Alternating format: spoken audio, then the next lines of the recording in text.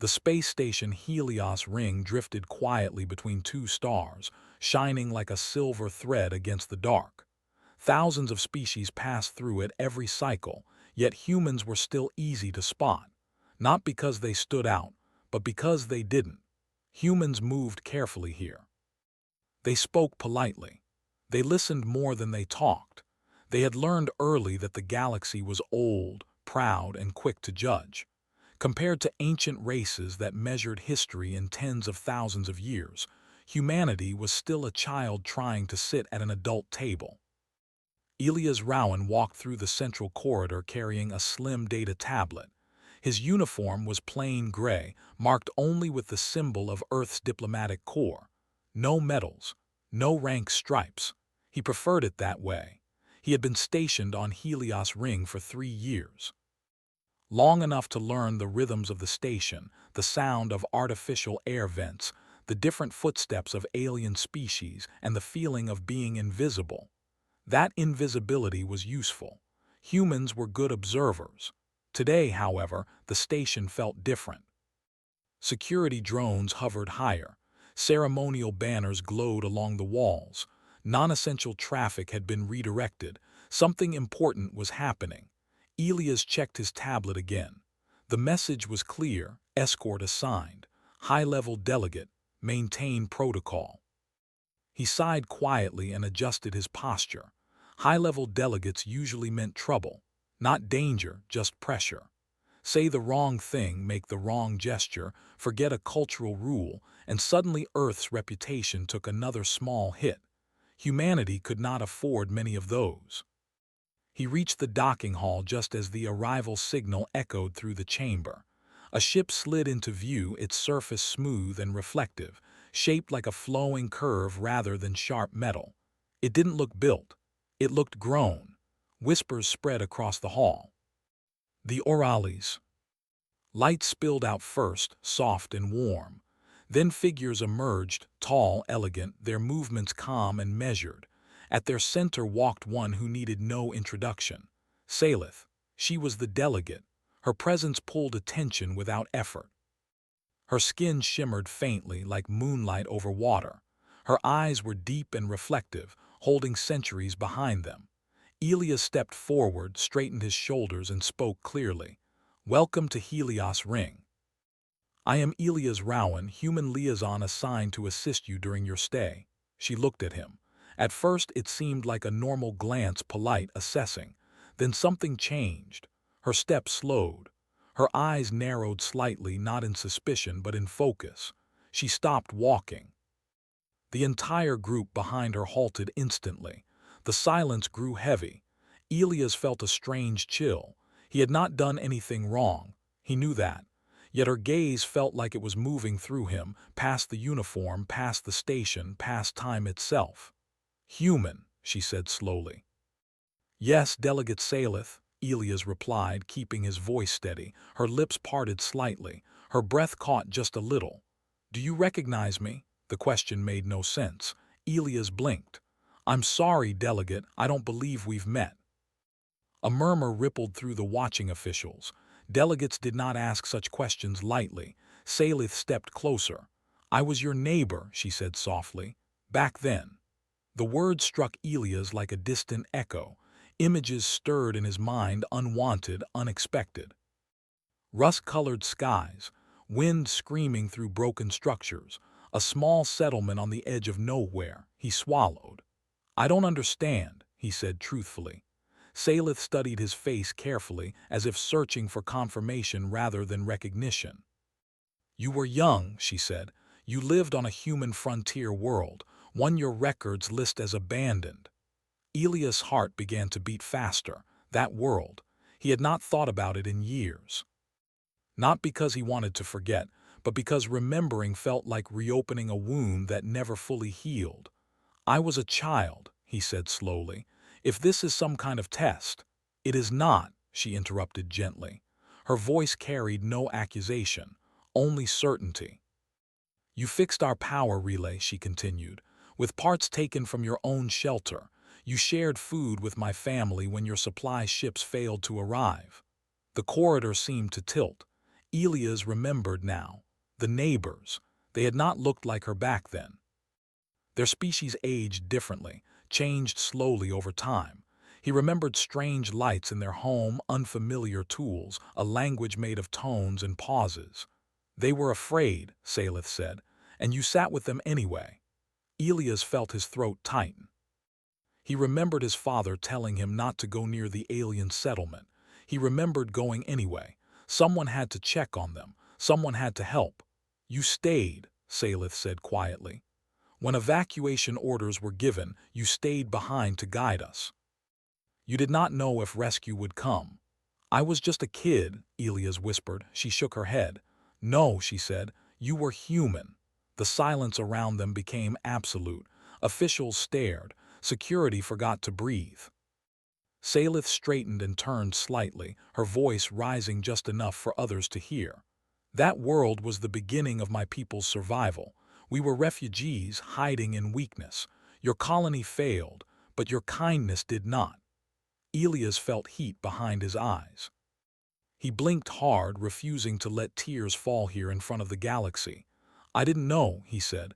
We lost contact. No one ever mentioned. Because you left without claiming credit, Salith replied. You helped, then vanished. She stepped back, creating space between them. My people do not forget, she said calmly. We measure time differently, debts differently. A senior council official cleared his throat nervously. Delegate Salith, perhaps this discussion could continue in private. She turned her gaze toward the council. No, she said. One word, absolute. The Galactic Union should hear this. She looked back at Elias one last time before addressing the gathered leaders. When humans first reached the stars, they were weak. Their technology was unstable, their colonies fragile. Many believed they would not last. Several non-human delegates shifted uncomfortably. But when they found us broken, Salith continued, they did not take advantage. They did not demand loyalty. They helped us survive. She paused. The Orales dominion owes humanity a life debt. Gasps echoed through the hall. Life debt, an ancient concept, rare, binding. Elias' legs felt weak. This could not be happening. He was nobody, a forgotten child from a failed colony. He had spent his adult life quietly translating documents and guiding delegates through hallways. Yet the galaxy was listening because of him. Salith turned to him once more. You may not remember every moment, she said gently, but your actions shaped generations. Elias finally found his voice. Why tell them now? He asked. Her expression softened. Because humanity is still being judged as small, she said, and because the galaxy needs to remember who stood beside us when no one was watching. Security systems hummed softly as the station recalibrated. Messages were already spreading beyond Helios Ring, racing across data channels faster than any ship. Elias felt dizzy. He had lived his life believing that survival meant staying quiet.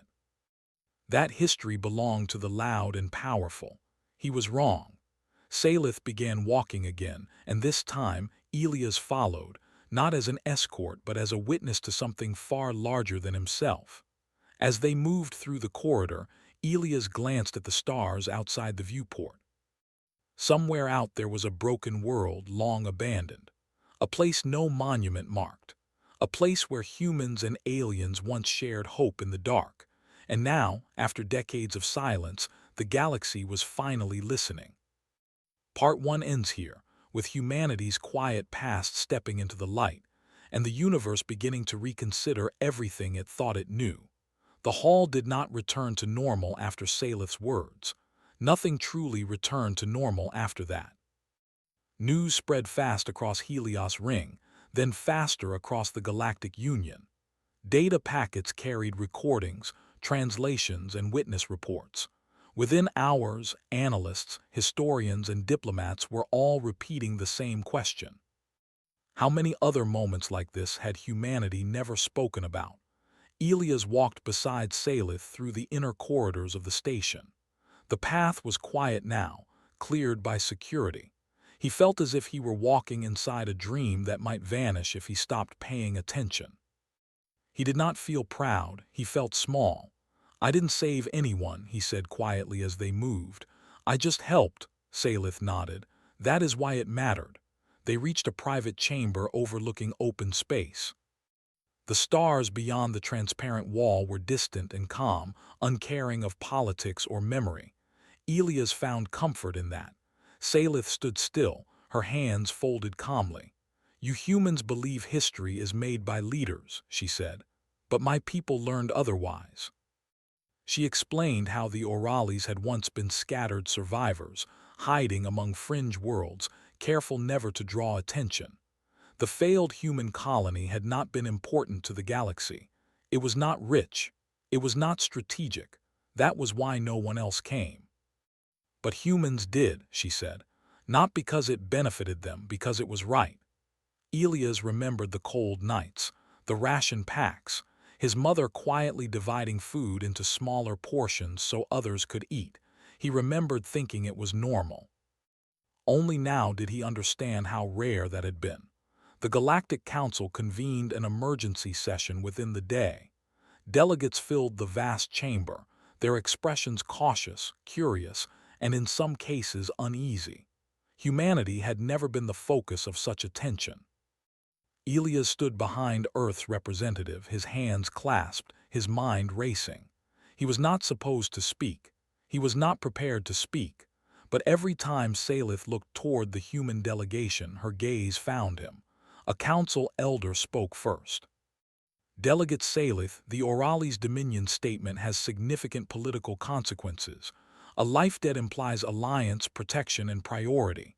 "Yes," Salith replied calmly. "It does." Murmurs spread. Another delegate leaned forward. "Is this decision based solely on historical emotional ties?" Salith's eyes hardened slightly. "No, it is based on observation." She gestured toward the human delegation. "Since joining the Galactic Union, humans have not expanded through force. They have not dominated weaker systems. They negotiate, they adapt, they repair what others abandon." She paused. "They behave the same way they always have." A silence followed, heavy and thoughtful. Then pressure came. Trade blocs questioned Earth's sudden rise in influence. Military powers raised concerns. Some quietly feared what it meant to anger a species now backed by the Orcs. Earth's representative spoke carefully, diplomatically, emphasizing cooperation, peace, and gratitude. Humanity did not boast. It never had. And somehow that restraint spoke louder than any threat. Outside the council chamber, Elias stood alone by a viewport. He felt out of place among such large decisions. His role had been played long ago, unknowingly. Salith joined him. "You are troubled," she observed. "I don't want humanity to be feared," Elias said honestly. "We don't want power like that." Salith considered this. "Then the galaxy will have to learn a new kind of strength." Days passed. Decisions followed. Sanctions against human trade routes were quietly withdrawn. Research partnerships opened. Systems that had once ignored human requests now responded quickly. None of it came with loud announcements. It simply happened, and the galaxy noticed. Elias received messages from Earth, from old colony networks, from people he had never met. Stories surfaced. A human engineer who stayed behind on a dying station to keep life support running until evacuation was complete. A medical team that treated alien refugees during a plague without charging fees. A captain who rerouted a ship to rescue strangers and never reported it. Patterns emerged. Humanity had been quietly shaping the galaxy for decades. Salith prepared to depart. Her mission complete, her truth delivered. Before leaving, she requested one final meeting with Elias. They stood again near the stars. "My people will stand beside yours," she said, "not as rulers, as guardians." Elias nodded slowly. "We won't forget this." She smiled gently. "You never did." As her ship departed, Elias remained at the viewport, watching until it vanished into light. He felt no triumph, only responsibility. Humanity had been seen. Weeks later, a message reached Helios Ring from a distant system. A crisis. a failing habitat, multiple species at risk. Before debates could stall action, human ships were already moving, not because they were ordered, because they always had. Elias watched the data feeds, a quiet smile touching his face. He finally understood the truth the galaxy was only beginning to grasp. Humans did not wait for history to notice them. They acted as if every moment mattered, even when no one was watching. And now the stars were watching. The universe would never look at humanity the same way again.